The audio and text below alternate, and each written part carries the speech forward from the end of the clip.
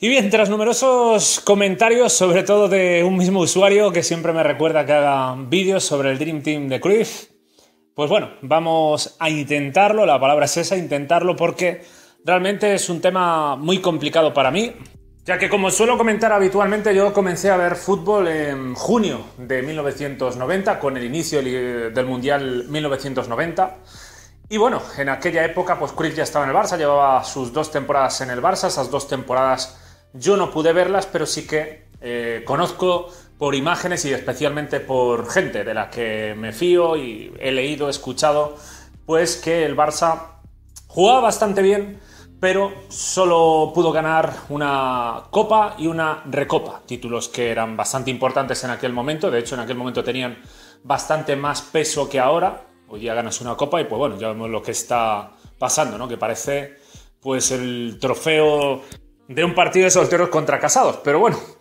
la cuestión es que en esa última temporada, antes de empezar el ciclo, pues Cruyff estuvo al borde de ser destituido por Núñez. En estos últimos vídeos he comentado pues una y otra vez lo importante que es que el entrenador tenga el poder, que tenga plenos poderes, y Johan Cruyff llegó al Barça precisamente motivado en buena medida por eso, ¿no? Porque le prometieron tener plenos poderes, el control total y absoluto. Cruyff era, no voy a decir un Mourinho, pero sí que era un entrenador con declaraciones muy provocadoras y que dejaban a mucha gente pues con la boca abierta, ¿no? Desde el principio tuvo problemas con la directiva del Barça. En aquel momento Josep Luis Núñez, también estaba por supuesto como vicepresidente Joan Gaspart y otros personajes importantes del barcelonismo, pero sobre todo ellos dos, y el problema pues fue siendo ese. Pero voy a intentar hablar de ese Barça un poco lo mejor que sepa, porque ya digo, era muy pequeño, evidentemente, no solo tengo las referencias de aquel momento, aquellas pequeñas imágenes en el recuerdo, sino obviamente también luego pues pude conseguir material de la época, partidos de la época, que aún si echáis un vistazo pues por la red seguro que muchos de vosotros también podéis conseguir. Y lo primero que debo comentar, al menos creo que para mí es lo más importante para poder hablar de ese Barça, de ese conocido como Dream Team, es que evidentemente no había ley Bosman en aquel momento. Ya lo hemos comentado aquí, lo de la ley Bosman, que cambió pues el fútbol como negocio, como deporte, porque, bueno, antes solo se podía tener en la plantilla a 4 jugadores extracomunitarios, y recordemos que cualquier jugador no español era extracomunitario. Un francés, un italiano, un alemán, un brasileño, un argentino, cualquiera que no fuera español pasaba a ser jugador extracomunitario, y cada equipo solo podía tener en su plantilla 4 y jugar en el campo con 3 a la vez. Esto tiene una importancia enorme para poder entender el contexto futbolístico de la época, ya que evidentemente la gestión de la plantilla, la confección más bien de la plantilla, era diferente a la actual. En aquel momento tenías que tener muchísimo cuidado tanto con los nacionales que fichabas, intentar fichar evidentemente los mejores jugadores posibles, y al mismo tiempo, sobre todo, ser muy preciso con los extracomunitarios que ficharas. De tal manera que si te equivocabas a la hora de fichar y traías jugadores pues que no conseguían triunfar, evidentemente era un hándicap enorme, ya que en aquel momento pues los extracomunitarios tenían pues un poder enorme, ¿no? Digamos que se fichaban para dar un toque diferencial a los equipos. Es decir, tú fichabas a gente de fuera porque se supone que en el país no tenías jugadores que te pudieran dar ese nivel, ¿no? Por eso el Barça, que seguramente ya muchos conoceréis, pues fue popular en ese momento por esos extracomunitarios como sobre todo Koeman, Laudrup y Stoichkov, que estuvieron pues prácticamente toda la época dorada del Barça, y posteriormente la 93-94 y 94-95, aunque no toda completa, pues llegó Romario.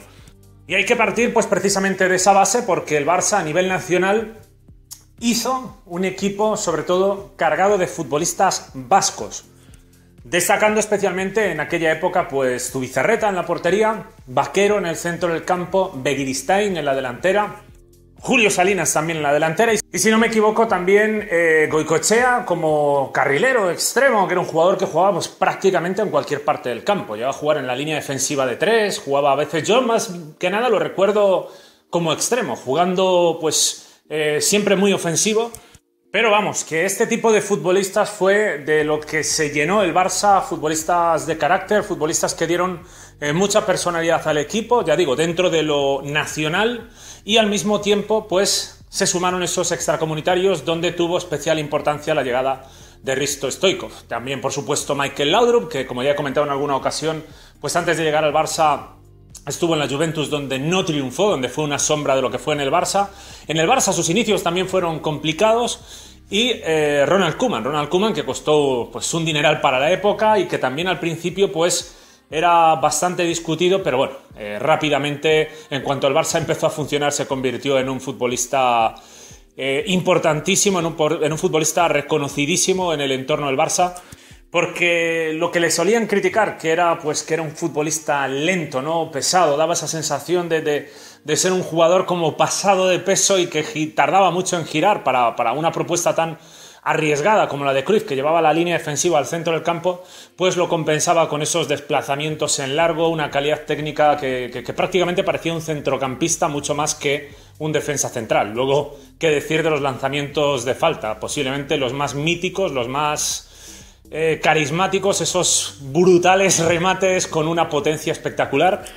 Y es que de hecho, pues Koeman, al igual que en su momento y en aquella época que estaba empezando a serlo también, pues Fernando Hierro en el Real Madrid, pues eran futbolistas más centrocampistas que defensas, ¿no? Terminaron siendo reconvertidos a defensas. Miguel Ángel Nadal también, que terminó llegando al Barça, fue centrocampista en el Mallorca antes de llegar al Barça. Y bueno, en el Barça a veces intercambió esa posición, ¿no? Centrocampista, defensa central.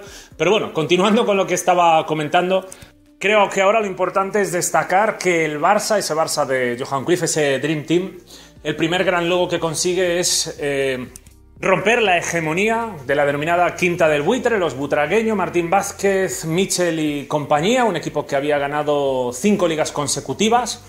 Y por supuesto ganar aquella liga, la de la temporada 90-91, podía ser aquello, en aquel momento sí que podría tener cabida aquello de que dicen mucho ahora algunos aún, aunque suene pues increíble, que el Barça era una moda, ¿no? En aquel momento pues podía ser una moda porque efectivamente tenía pues en toda su historia tan solo 10 ligas. Y la diferencia con el Real Madrid pues era brutal, era descomunal en cuanto a títulos. No voy a entrar a polémicas sobre cómo se ganaron títulos en el pasado, pero evidentemente la diferencia en el palmarés era considerable y el Barça pues ganaba con muy poca frecuencia, ¿no? Estaba muy poco habituado a ganar ligas de manera reiterada. Por eso fue todavía más especial lo conseguido por el Barça de Cruyff, por este Dream Team, ganando 4 ligas consecutivas, la 90-91, 91-92, 92-93, 93-94, y qué decir la manera de ganarlas, ¿no? La manera de ganarlas no solo por el fútbol, sino por la chorra, o sea, y como se puede ver, a diferencia de otros, yo no tengo ningún problema en reconocerlo, porque considero que el Barça merecía ganar todas y cada una de las ligas que ganó, por lo que ofrecía futbolísticamente, pero es que tuvo una chorra increíble. O sea, que quien lo niegue, no sé, o sea, vive en otro planeta o tiene un concepto de suerte completamente diferente al mío, pero es que ganó la 91-92 en la última jornada con ayuda del Tenerife, que remontó al Real Madrid en el último partido. El propio Tenerife, como muchos ya sabréis, en la 92-93 también quitó la liga. Bueno, no se la quitó porque realmente la ganó el Barça, porque sería injusto decir que le hayan quitado la liga al Real Madrid como si el Barça no mereciera ganar aquella liga, que claro que lo merecía. Pero el Tenerife, pues, al Barça en esa temporada le bastaba que empataran Tenerife y Real Madrid, y el Tenerife consiguió ganar el partido con autoridad. Y también en la temporada 93-94 ya el sumum, o sea, aquello ya fue el colmo, cuando el Barça gana la Liga al Deportivo de La Coruña con ese penalti de Jukic fallado pues prácticamente en la última jugada, ¿no? O sea, si nos dicen que aquello está amañado y que es todo un guión teatral y que la temporada de fútbol es una farsa y tal, nos lo creíamos porque, hombre, ver eso es que parece ciencia ficción, ¿no? O sea, te la juegas en la última jornada, pero ya no solo en la última jornada, sino que en el último minuto hay un penalti y si lo marcas ganas la liga y si no la gana el otro. O sea, increíble. Respecto a lo meramente futbolístico, lo primero es destacar evidentemente la estética del fútbol del Barça. Yo no me hice del Barça por estética, yo debo reconocer, aunque no recuerdo exactamente la época, que empecé siendo del Atlético de Madrid. Esto es la primera vez que lo comento aquí. Empecé siendo el Atlético de Madrid por mi padre. Mi padre, que como ya comenté algunas veces, pues era italiano y no tenía, por ejemplo, un equipo aquí. Según me han comentado, pues era en su tiempo del Barça, luego del Atlético de Madrid. Creo que llegó a ser hasta el Real Madrid. Él realmente era de la Juve. Y bueno, me dejé llevar por su impulso, ¿no? Como yo no entendía nada de fútbol en aquel momento, pues dije, vale, pues somos de la Leti. Hasta que, no sé, poco a poco el blaugrana me fue, y juro que fue así. O sea, yo veía la televisión, que también recordemos que en aquel momento pues no era como ahora, que puedes ver pues prácticamente cualquier partido. Antes pues tenías que verlo si lo echaban el fin de semana en las autonómicas, que a veces pues te echaban el Barça, otras veces el Madrid y otras veces partidos de Valencia, Atlético de Madrid, etcétera. No tenías la suerte de poder ver el partido del Barça y del Real Madrid, te tenías que conformar con ver los resúmenes.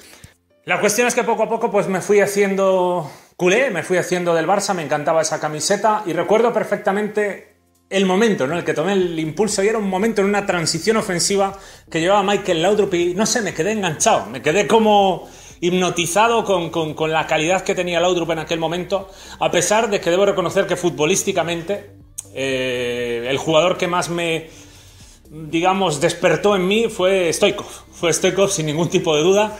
Por su carácter, ¿no? Por su carácter, por estar siempre buscando el balón en el espacio, con esa agresividad, siempre en polémica con todos, luchando, peleando. Era un futbolista, pues que, no sé, te contagiaba, te hacía estar como metido en el partido, ¿no?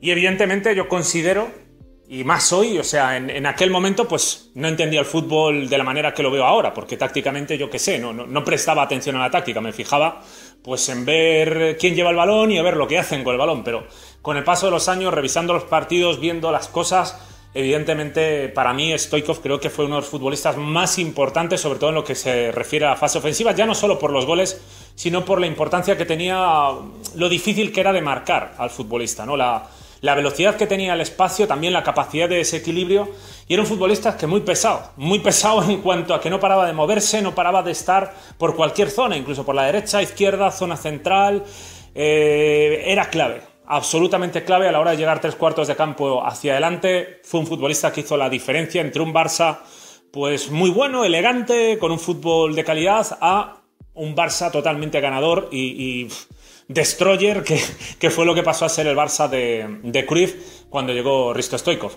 En la creación, sí que evidentemente el más elegante, el futbolista que todos querían ver, pues era Michael Laudrup, por el talento, ¿no? La estética que tenía futbolística, recuerda mucho en ese sentido quizás a lo que consiguió generar Zidane con su fútbol, ¿no? Que eran futbolistas pues muy elegantes. Le veías y te quedabas completamente hipnotizado, pues como dije, ¿no? Lo que me sucedió a mí, que yo le veía hacer esos cambios de pierna y lo que denominaban en aquel momento las croquetas, y era espectacular. Cómo cambiaba de repente, hacía un cambio de ritmo, cambiaba el balón de un pie a otro.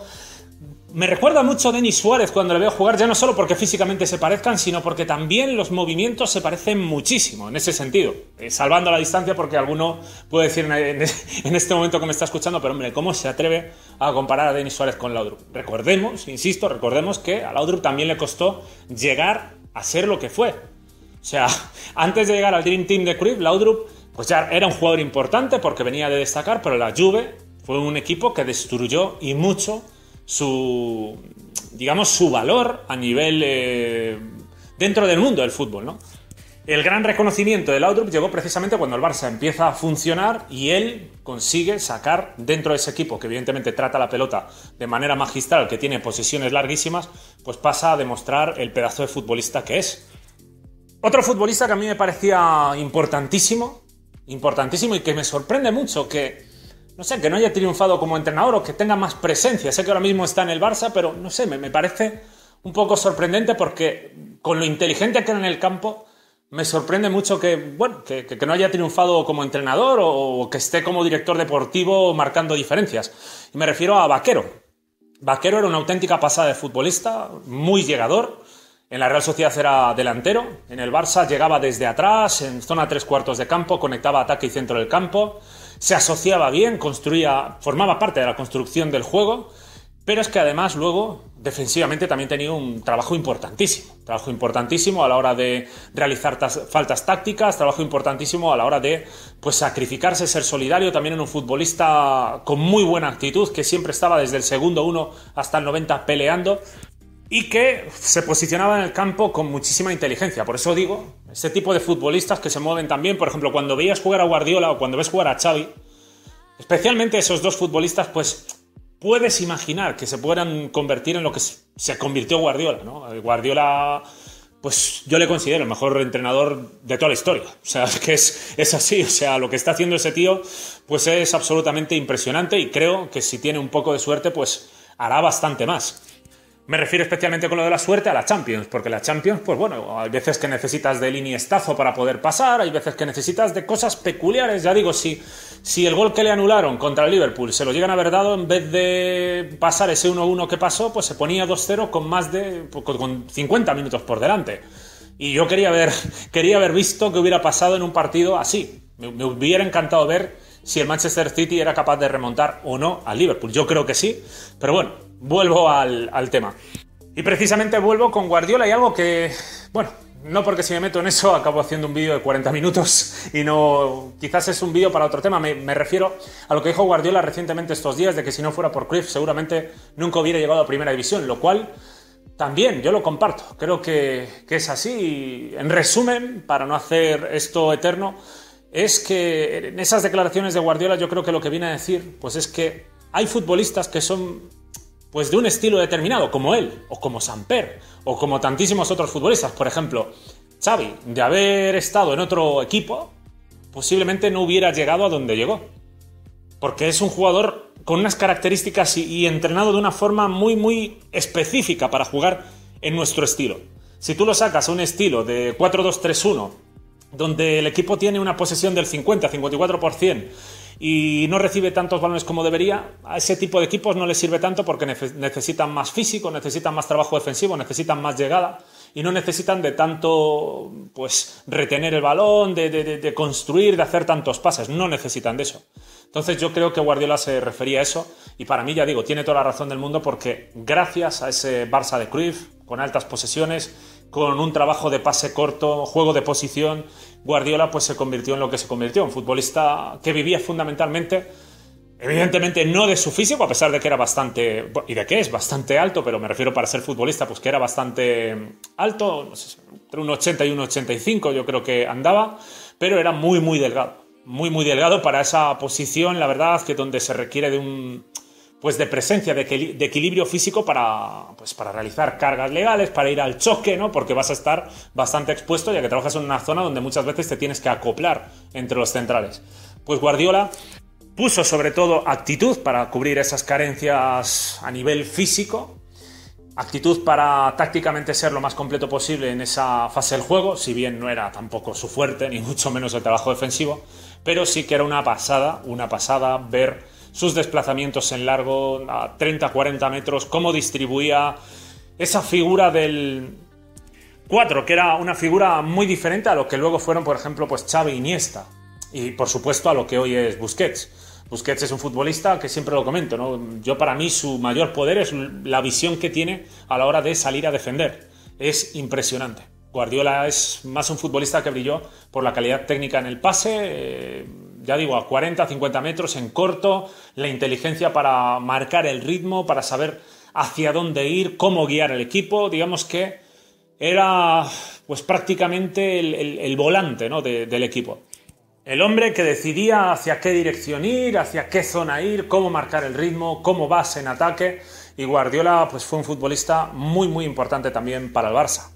Lo mismo que Koeman en ese sentido. Como ya comenté antes, Koeman tenía enorme calidad para esos mismos pases de 30-40 metros, la ponía al pie, banda izquierda, banda derecha, la calidad técnica en el golpeo era brutal, o sea, la ponía al pie con una facilidad que era descomunal.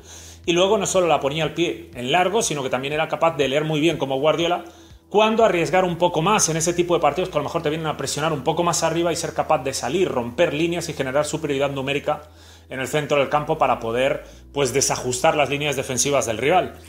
Hace no mucho pude ver un partido que fue el Atlético de Madrid 4, Barcelona 3. Y es curioso porque recuerdo haber llorado de pequeño con ese partido.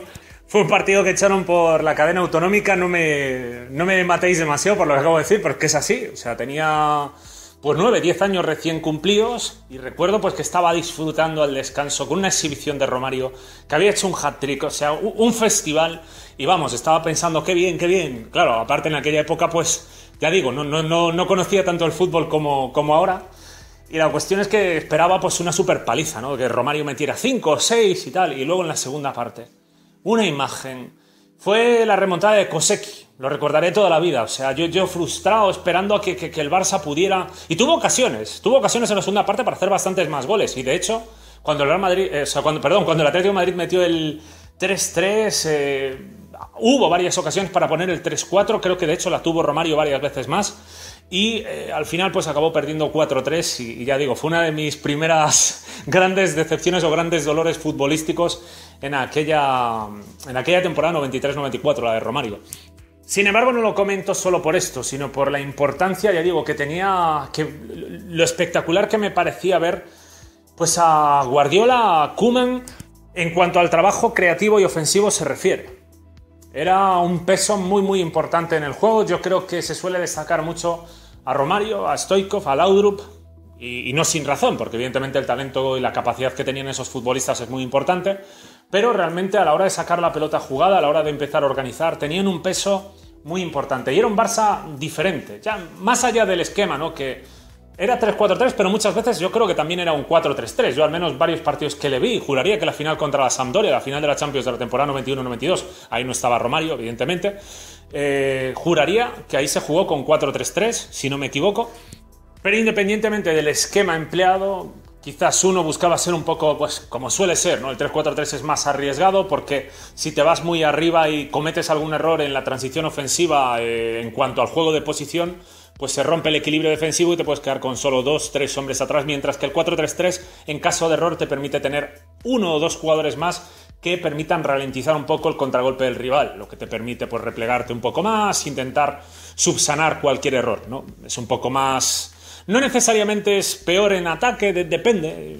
Yo realmente muchas veces echo de menos que se juegue con el 3-4-3. De hecho, Guardiola en la temporada 2011-2012 lo utilizó, 3-4-3, 3-3-4, otro tipo de esquemas, demostrando que tampoco es que el número en sí de las líneas, es decir, 3-3-4, 3-4-3 o lo que sea, pues no, tampoco va a cambiar las cosas, ya que al final es las órdenes que tú le des a los jugadores lo que va a importar. Y en aquel 3-4-3, como decía, contra el Atlético de Madrid, sobre todo lo que vi es una importancia enorme de Koeman y Guardiola a la hora de sacar la pelota jugada, hasta el punto que parecían centrocampistas.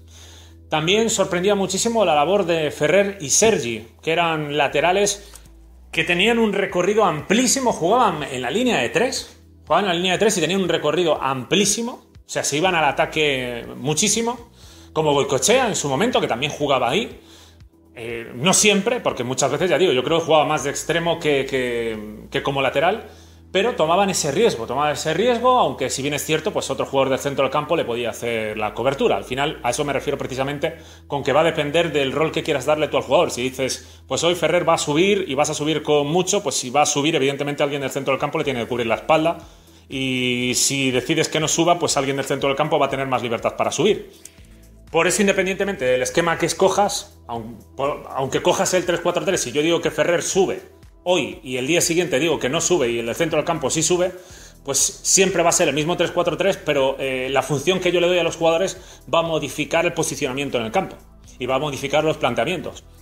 Y ese también era uno de los puntos clave del Dream Team de Johan Cruyff, porque Johan Cruyff, pues a nivel de planteamientos, para conseguir las victorias que consiguió ese equipo, evidentemente sabía lo que hacía. Estamos hablando de una trayectoria muy ganadora durante muchos años y evidentemente el equipo no es que solo ganara, es que el equipo creó tendencia. O sea, el fútbol en España, no solo en España, en Italia sobre todo, que era la liga, la Superliga, ¿no? La liga más importante en aquel momento no era la Premier o la Liga Española, como es ahora.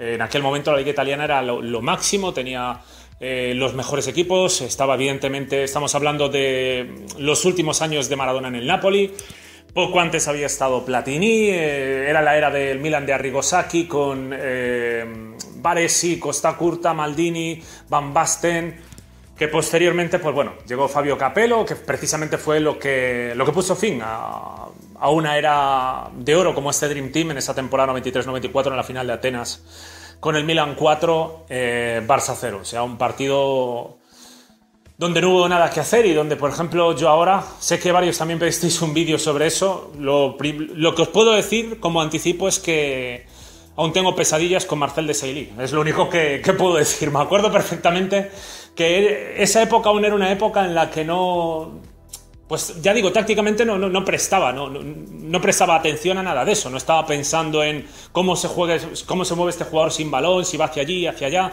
qué intensidad ponen, yo solo me centraba en el balón.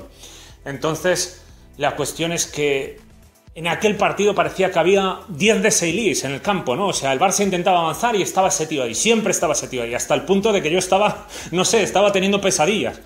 Era una sensación de impotencia brutal, pero bueno, fue ese el momento que acabó con un ciclo ganador, que ya digo, como estaba comentando, no fue solo resultados, sino sobre todo la manera en que consiguió los títulos. El fútbol espectacular, ofensivo del Barça, que no solo era ofensivo, sino que tenía un poder sobre el balón espectacular. No solo era tampoco la calidad de los Laudrup, Romario, etcétera, que evidentemente hace que sea más vistoso. Esto es como lo que vengo comentando muchas veces, de que Messi, pues claro, si estuviera en España posiblemente sería más brillante de lo que ya es. Pero sin embargo, aunque no tiene a Messi, por ejemplo, en el Mundial de 2010, en las Eurocopas que ganó, aún sin tener a Messi, fue un equipo que no solo ganó, sino que hizo un fútbol pues muy atractivo.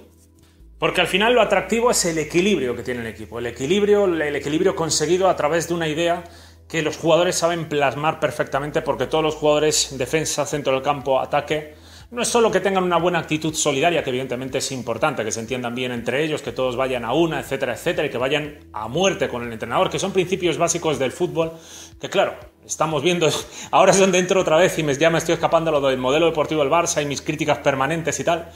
Pero, pues aparte de eso, por supuesto, luego tienes que en lo táctico que tener las cosas claras, ¿no? Que cada uno haga su labor, defensa, centro del campo, ataque, que en ese viaje, cuando la pelota va desde la defensa hasta delantera, todo sea ordenado, que se ocupe el campo de la manera adecuada para estirar al rival, para mover sus líneas, para encontrar los espacios y para poder hacerles daño.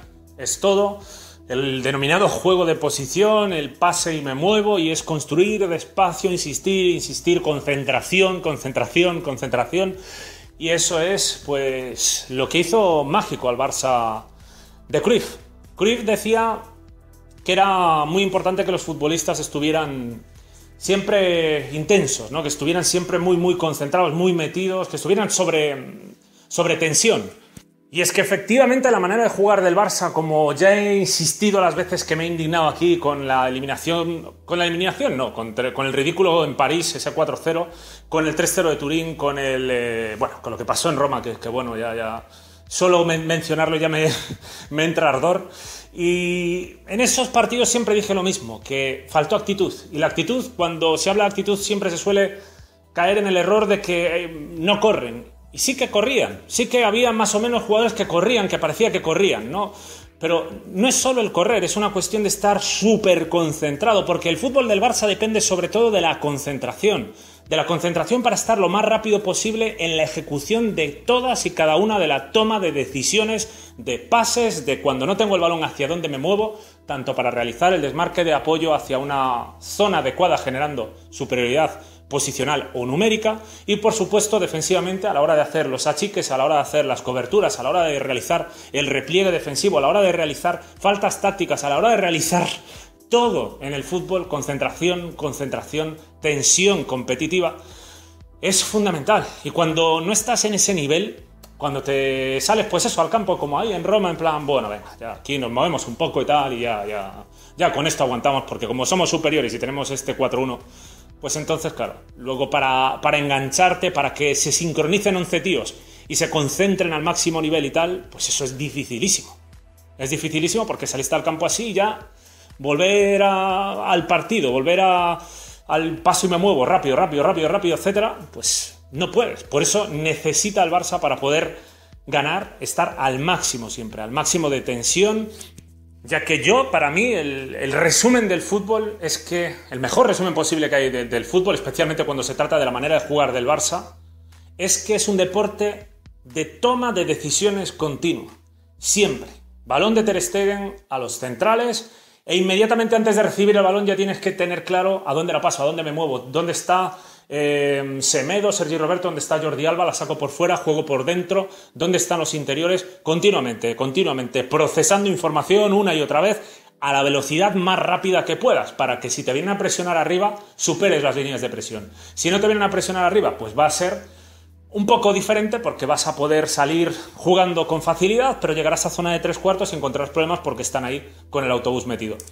En ese momento, sin embargo, también vas a tener que necesitar de esa concentración para romper el muro a través de pase y posesiones que se manejen entre el 72 y hasta el 80%, lo cual requiere pues de como bien dijo Luis Enrique, qué acertadas palabras, una capacidad de sufrir, que es el entender que, señor, no van a ser fáciles los partidos. Tú puedes creer que vas aquí a Roma y tal y no sé qué, y tienes que ponerte a sufrir. Tienes que ponerte pues mira, me están presionando bien arriba y yo voy a ir hacia la banda y voy aquí a retener el balón y la voy a sacar jugada. Y voy a tener posesiones más altas, voy a desgastar más al rival, voy a hacer que el rival pierda confianza y en ese momento va a empezar a cometer más errores, encontraré mi espacio, haré una contra, haré lo que sea y conseguiré un resultado suficientemente bueno para ganar. A eso me refería con que el problema no podía ser del planteamiento, porque siempre es cómo lo ejecutas el planteamiento.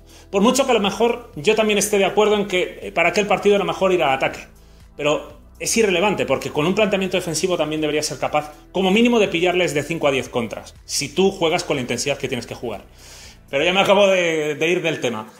La cuestión, y ya entro aquí en la parte final, porque sí, reconozco que podría estar aquí hablando unas cuantas horas, pero no puedo dedicar tanto tiempo.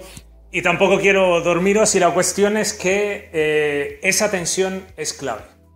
Y ese Barça, ganador de Cruyff, tenía, pues, aparte de esos grandísimos jugadores nacionales, extracomunitarios, muy importantes, Risto, Koeman, cantera, Guardiola, Ferrer, Sergi, pues aparte de todos esta buena calidad conseguida a nivel técnico, a nivel de talento, también estaba el conseguir un grupo unido, el conseguir un grupo solidario, el conseguir un grupo que vaya todos a una, con el entrenador todos a una en el campo, dejando física y mentalmente todo.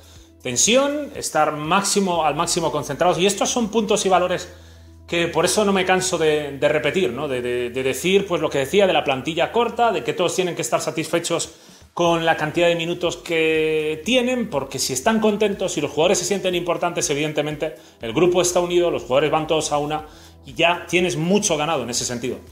Luego, por supuesto, también depende del entrenador bastante, pues la capacidad que tenga como psicólogo, ¿no? Vamos a decirlo así, como psicólogo, para ser capaz de mentalizar a los futbolistas de esto, de que aquí hay que estar al máximo, de que hay que ir a muerte, de que esto es un deporte, pues claro, donde la concentración es imprescindible, y si no estás concentrado en un estilo de juego especialmente como el del Barça, porque si juegas al contragolpe, por eso en eliminatorias nos cuesta tanto, porque si tú en eliminatorias cometes un error, lo pagas carísimo.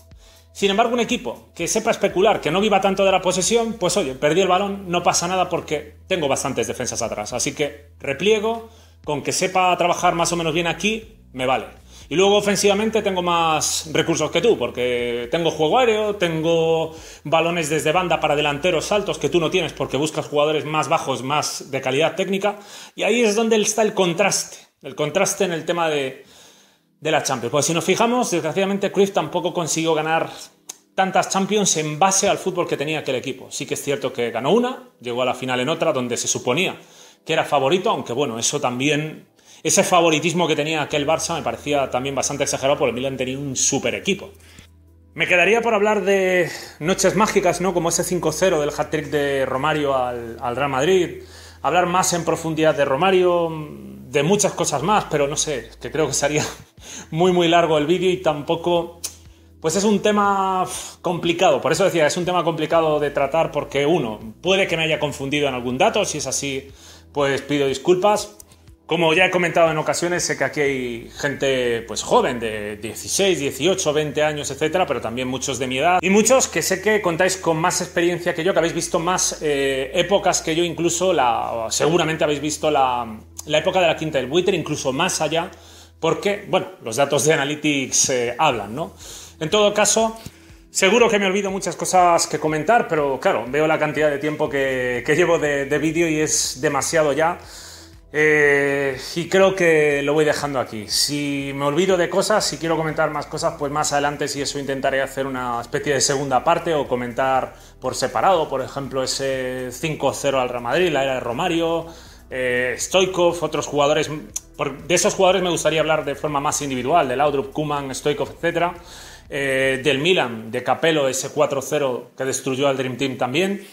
Y de las temporadas 94, 95 y 95, 96 creo que ya hablé bastante en algún vídeo anterior, ¿no? En esos vídeos en los que hablé sobre que Cruyff tenía fichado a Zidane, a David Ginola, Ryan Giggs, que podría haber sido aquello un super equipo, y precisamente ahí está donde se rompió del todo esa relación que siempre estuvo tensa entre Cruyff, la directiva, porque Cruyff siempre quería mandaba, así de bien nos fueron las cosas, evidentemente, y esto es algo que debería pues tenerse presente hoy, y no les da la gana, ese es el problema, no les da la gana, siempre fue lo mismo, siempre lejos de reconocer la importancia de que un entrenador tenga los plenos poderes, de apostar por él, pues cogemos y nada. Lo que hizo Núñez, así también ficha la portera de mi casa, no quiso darle esos fichajes que hubieran sido gloria para el Barça, Zidane, Figo, que ya estaba fichado, Ginola o Ryan Giggs, o sea, un equipo con Giggs, Zidane y Figo, Dios mío. Y era totalmente realizable, porque el Barça ese mismo verano pagó un pastón por Ronaldo, el fichaje más caro de la historia, Giovanni Silva, 1.200 millones si no me equivoco, futbolistas importantes. Y traía, aparte de esos jugadores, traía a coste cero, que ya los tenía, fueron fichajes suyos, tanto a Luis Enrique como a Juan Antonio Pizzi para el Barça. O sea, hubiera sido algo apoteósico. No se le quiso hacer caso a Cruyff, nos equivocamos, se rompió todo, se rompió luego la era Núñez con Van Gaal porque había ya ese resentimiento, y aún hoy, 2018, han pasado 22 años y seguimos con cruyffistas, anticruyffistas, con laportistas, con roselistas, con nuñistas, con tal. Yo siempre digo lo mismo, si estuviera Laporta, Bartomeu, me da igual quién, yo solo pido que se aplique el modelo tal como es, y el modelo tal como es, señores, si queremos lo que vimos ahí, entrenador, plenos poderes, plantilla, respeto máximo al entrenador, quien no respete al entrenador fuera de aquí, me da igual si es Messi o quien sea, fuera, buen trato a la cantera, trabajo con mimo y potencia a la cantera desde base, desde el principio, formación futbolística y humana hacia los jugadores, que cuando digo humana es precisamente para eso, para que los jugadores ya estén preparados para entender que se tienen que someter a su jefe. O sea, esto es lo que hacemos todos los trabajadores de la historia. O sea, no es que ahora resulta que aquí no, es que ellos son divos y son especiales. Señor, respete al entrenador, que esto es el Barça. Y nosotros somos, la directiva, la dirección deportiva, nosotros somos los encargados de defender esa idea. Si no la vamos a defender, juguemos con el Madrid, empecemos a fichar estrellas para adelante y a ver pues qué pasa y tal. Pero no entiendo el porqué. No entiendo el por qué queremos alejarnos de algo tan glorioso como esto, que aún sigue dando resultados a pesar de todo, a pesar de que la gestión poco a poco se va erosionando, va a peor. Y el problema es eso, que no vaya peor. De los barcelonistas, del barcelonismo, del socio, de este barcelonismo globalizado que hay hoy en este supernegocio que es el fútbol, depende de la presión social barcelonista que la directiva siga el camino marcado, o cada vez se separe más, hasta que económica, deportivamente, caigamos en la ruina. Espero que no, espero no ser catastrofista, pero yo al menos intento defender el modelo tal cual lo he vivido yo. Desde pequeño, pasando por luego Van Gaal, que ya era una cosa diferente, pero volviendo con Rijkaard, cuando ya estaba Laporta en el Barça con Cruyff asesorando desde fuera, y por supuesto en la época de Guardiola, que entramos en esta dinámica ya espectacular. Nada más, lo dejo aquí, por supuesto nos vemos en próximos vídeos. Un saludo.